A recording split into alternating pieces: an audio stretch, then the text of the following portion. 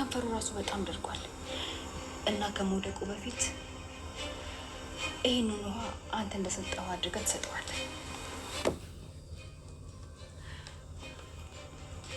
እሺ ጣፋጭ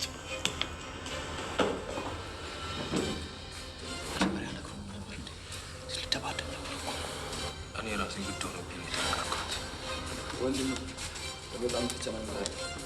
ውሃ ደግሞ ወደዚህ ቀጥሎ ነው ታውቃለህ። እንደዚህ እፈራለሁ ብዬ አስቤ አላውቅም ነበር። እየተንቀጠቀጥኩ እኮ ነው።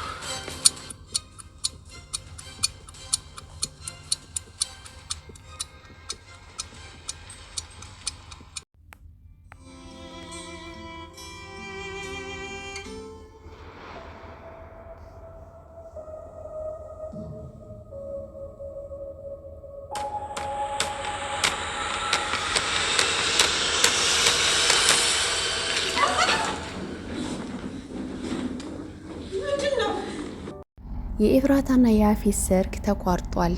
ሰርጉስ እንዲቋረጥ ያደረገው ማን ይመስላችኋል? ምክንያቱም ሰርጉ እንዲቋረጥ ወይም እንዲቆም የሚጣጣሩ በጣም ብዙ ሰዎች ስለነበሩ ማን ይመስላችኋል እናንተ? እንዲሁም ደግሞ ሰርጉ በመቋረጡ ደስ ያላችሁ ሰዎች እስኪ ከታች በላይ ካሳዩኝ። በጣም በሚገርም ሁኔታ ያፌት ሰርጉን ያደረገው ቤት ውስጥ ነበር። ምክንያቱም ውጭ ላይ ቢያደርግ በጣም ብዙ ነገሮች እንደሚከሰቱ ስለሚያውቅ በቤት ውስጥ ነበር ያደረገው። በቤት ውስጥ ሰርጉንም አድርጎ ቤት ውስጥ በጣም እንግዶች በሌሉበትና በባዶ ቦታ ነበር ሲያከብር የነበረው። እንዲሁም ደግሞ እንግዶች ተብለው የተጠሩት የኤፍራታ ቤተሰቦች በሙሉ ነበሩ። እነሱም ሲመጡ የያፌትን አክስትና እንዲሁም ደግሞ 1-3 ሴቶች ነበሩ ውስጥ ያሉት። በጣም ገርሟቸው ነበር። እንዲሁም ደግሞ ያቀዱትም እቅድ እንዳላቸው ከሁኔታቸው የሚናገር ነበር። እንዲሁም ደግሞ እቅዳቸውም እንደሚሳካላቸው ቤዛም ያፌትም ሲያወሩ ናታንም ሲያወሩ ሰምተናቸው ነበር። ቢኒያምና ናታን በጣም ደስ ብሏቸው ፍንጥስጥዛቸው ወጥቷል። እንዲሁም ደግሞ ቢኒያም የበለጠ በጣም ደስ ብሎታል። ምክንያቱም ናታን በጣም ተኝቶ ስለነበርና ጥርጣሬ ውስጥ ስለነበር እውነት የኔ ጨረቃ ያፌትን ወዳው ነው የሚለው ነገር ውስጡ ስለነበረ እሷን ደስ ካላትና ተወደደችው ታግባው፣ የእሷ ደስታ ያስደስተኛል፣ እኔ መከፋት እችላለሁም ብሎ አርግፎ ትቶ ነበር ኤፍራታን ጉዳይ። አሁን ግን ቤዛ ከነተኛበት ለመቀስቀስ ችላለችና በነገረችውና ባለችው መሰረት ከኤፍራታ ጎን መቆም አለብኝ፣ ካሁን በኋላ እስካሁን እሷ ታግላለች፣ ካሁን በኋላ ግን እኔም አብሬ መታገል አለብኝ በማለት ናታን ቆርጦ ተነስቷል። ቀጥታ የሄደው ከማን ጋር ነበር? ከቢኒያም ጋር ነበር። ቢኒያምን በጣም ነበር እንደዛ ሲለ የደነገጠው። ፈጣሪ ሆይ ተመስገን ያፌት ናታንን ከእንቅልፉ የቀሰቀስክልኝ ብሎ በጣም ፈጣሪውንም እያመሰገነ ፈገግም ሲል አይተነው ነበረ። ናታንም ደስ ብሎት በጣም እየሳቀ ነበር። አዎ ካሁን በኋላ እኔ ነቅቻለሁኝ፣ ማድረግ ያለብኝ ሁሉ ከማድረግ ወደ ኋላ አለን በማለት ናታንም ቆርጦ ተነስቷል። ናታንና ቢኒያምም ቆርጠው ተነስተው አብረው ከቤት ውስጥ ወጥተው በቃ እኔ እናንተ ዛሬ ዝግጁ ነን፣ መሄድም አለብን፣ ሰርጉም ጋር ገነትም መሄድም አለባት፣ ሁሉም ቤተሰብ መሄድ አለበት፣ ተስማምተናል። ስለዚህ ያቀድነው እቅድ እንደሚሳካ እርግጠኛ ነኝም ሲል ነበር ናታን እንደዛ ሲለው ያፌት ይሄንን እቅድ ግን ማን ነው ያቀደው ሲለው ቤዛ እንዳቀደችውና ይሄንን ነገር ማድረግ እንዳለበት እንዳነሳሳቸውም ሲናገር ሰማሁት። ቢኒያም ግን እኔ ቤዛን አላምናትም ሲለው ነበር። እውነት ግን ነው፣ ነገር ግን እኔ ቤዛ በጣም ብዙ ተቀይራለች። እስር ቤት ታስራ ከመጣች ወዲህ ብዙ ነገሮችን እንድትቀየረችም እያየሁባ ነው። ከጎኔም ቁጭ ብላ ብዙ ነገሮችን እንዳውቅና እንዲሁም ደግሞ ከኤፍራታ ጎን እንድቆም እየመከረች ነው ሲል ለቢኒያም ሲነግረውም ሰምተነዋል። እንዲሁም ደግሞ ካሁን በፊት ቤዛ ከናታን ጋር የነበራት ግንኙነት ፌክ እንደነበረና ከሱ ጋር ምንም አይነት ግንኙነት አድርገው እንደማያውቁ የነገረችውን ለቢኒያምም ሲነግረው ነበር። ብዙ ጊዜ ያፌት ነገሮችን አያዙርምና ቢኒያም እና ታዲያ እንደዛ ከሆነ ያረገዘችው ልጅ ማን ነበርም ሲል ሌላ ጥያቄ ፈጠረበት። አሀ ለካ እውነትክን ነው፣ አርግዛም ነበር እና ለምን አልጠየኳትም ሲልም ግራ ተጋባው ናታን። በቃ አሁን ሀሴንን ነገር ተውና ማሰብ ያለብን ስለ ኤፍራታ ነው ብሎ ሀሳቡን ለማረሳሳት ሞከረ ቢኒያም። እነሱም ለባብሰው ወደ ሰርጉ ለመሄድ ዝግጁ ላይ ናቸው። ይህ የምታዩት ወጣት ያፌት ከአያቱ ጋር ያደገ እንዲሁም ደግሞ ያፌት አክስቱ የምትባለው ሴትዮ ልጅ ነው። ይሄ የምትመለከቱ ልጅ ጽዮንን ይወዳታል። ጽዮንን ደግሞ ቢኒያምም በሆነ ነገር ቢቀርባትም ነገር ግን በፍቅሯ ወድቋል። በጣም የተለያዩ ሀረካቶችንም እያሳየም ነበር በቤተሰቡም ውስጥ ማለት ነው። ነገር ግን አሁን እዚህ ጋር ለያፌት የሆነ ነገር ሲለው ነበር። ያችን ቆንጅየዋ ልጇን ለእኔ ማድረግ ፈልጋለሁ ብሎ ሲናገረው ያፌት በጣም ደንግጦና በጣም ጮሆበትም ነበር። ከአሁን ቀጥለ ስለ እሷ ብታነሳ ወይም እሷን እቀርባለሁ ብለህ ብትል ሁለተኛ እገልሃለሁኝ ብሎ በእናቱ ምሎለታል። ምን አስቦ ነው? እውነት ጽዮን እህቱ ናት ለያፌት ማለት ያ ማለት ናታንም ወንድሙ ነው ማለት ነው።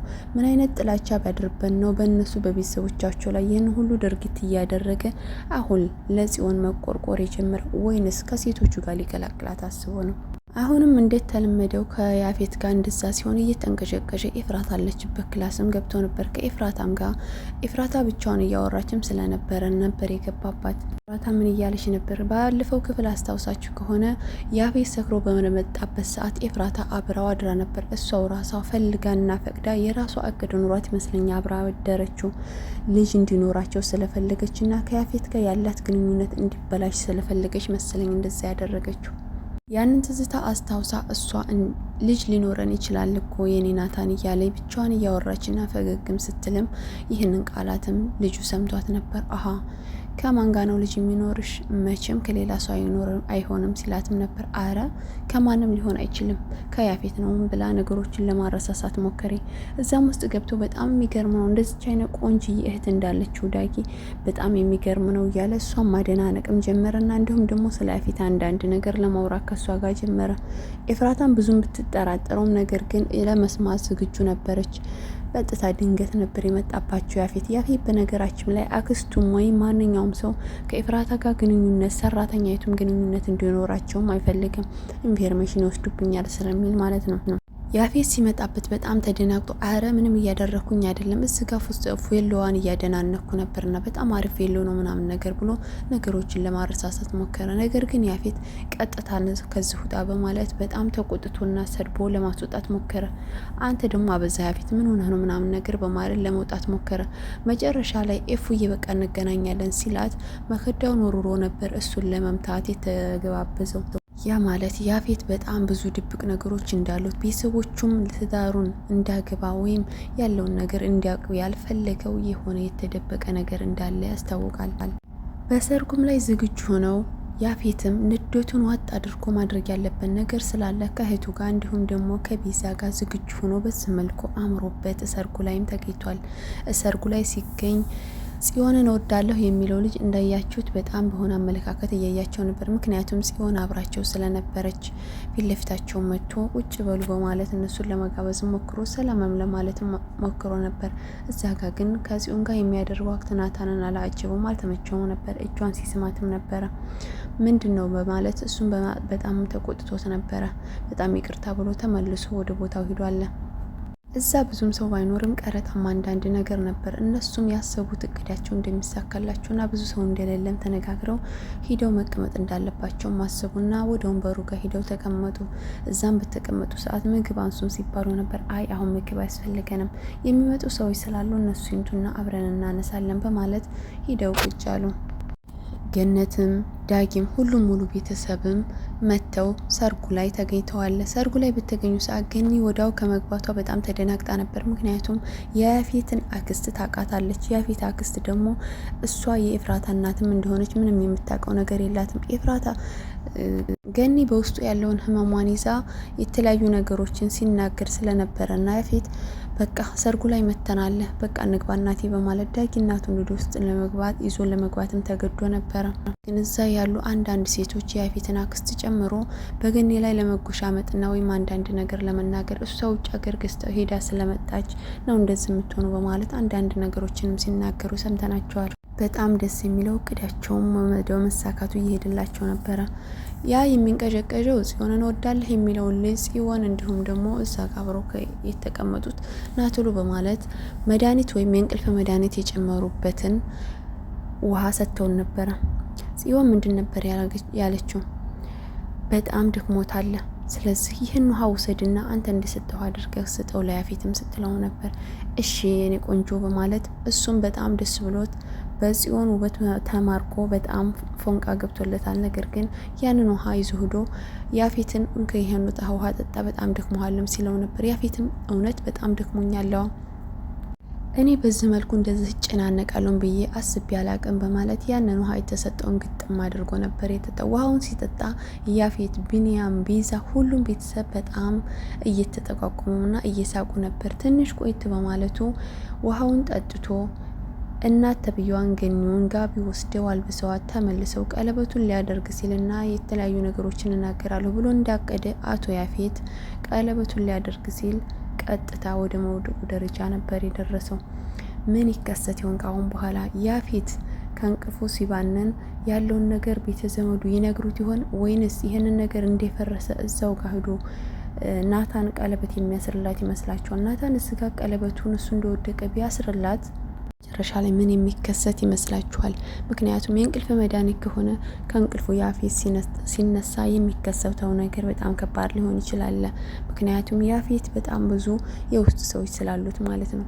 ይህ እቅዳቸው የሚሳካ ይመስላችኋል ወይንስ እናንተስ ምን ታስባላችሁ? አስተያየታችሁን አስቀምጡልኝ። በቀጣይ ክፍል ምን የሚከሰት ይመስላችኋል? ያፌት ከእንቅልፉ ከተነሳ በኋላ ምን የሚከሰት ይመስላችኋል? ኤፍራታስ ምናልባት ያፌትን እገለዋለሁ ስላላት ነው እና ይህንን ነገር ያደረገ ሰው ገድሏል ብሎ ቪዲዮ ስላሳያት ነው ይህን ሁሉ ድርጊት ያለ ፍላጎቷ እያደረገች የነበረው። ስለዚህ እውነት እዛ ጋር ያ ናታን ቀለበት ሊያደርግላት ቢሞክር በእሱ ላይ ፈርዳ ዝም ብላ ትቀበል የሆነ እውነታውን ተቀብላ ወይንስ አሁንም አልፈልግም ብላ ነገሮችን አበልሻሽታ በራሷ መንገድ የምትሄድ ይመስላችኋል? ቤዛ ጓደኛ ቀጥታ መታ ኤፍራታንም ሰላም ብላት እንዲሁም ደግሞ ከቤዛም ጎን እንድትቆም መክራት ሄዳለች። ቤትም ከሴቶች ጋር እንደሚቀላቅላት እርግጠኛ ሆናለች። ኤፍራታ ነግራታለች። ኤፍራታን በማልቀስ አብሽሪ አይዞች በማለት እሷን በማጽናናትና እዛ ውስጥ መግባት እንደሌለባት መክራታለች። ኤፍራታና የቤዛ ጓደኛ ያለውን ነገር ያችን ፖሊስ መሆኗና ይችኛይቱም ደግሞ በራስሽ መንገድ የምትሄጁ የሆነ ችግር ገጥሞሽ እንደሆነ እኔ ደግሞ እዛ ጋር ያሉትን ሴቶች ገብቼ ማዳን አለብኝ በማለት ለእሷም ነገራት ቀጥታ ወጥታ ሄዳለች። እውነት እሷን ከሴቶቹ ጋር ቀላቅሏት የሆነ እርምጃ ወስዳ ሴቶቹን የምታድናቸው ይመስላችኋል? ወይንስ ሐረግ ድራማ መጨረሻው እየደረሰ ይመስለኛል። መጨረሻ ላይ ምን የሚከሰት ይመስላችኋል? በቀጣዩ ክፍል የዛሬ ይሄን ይመስላል። በቀጣይ እስከምንገናኝ ሰላም ቆዩልኝ።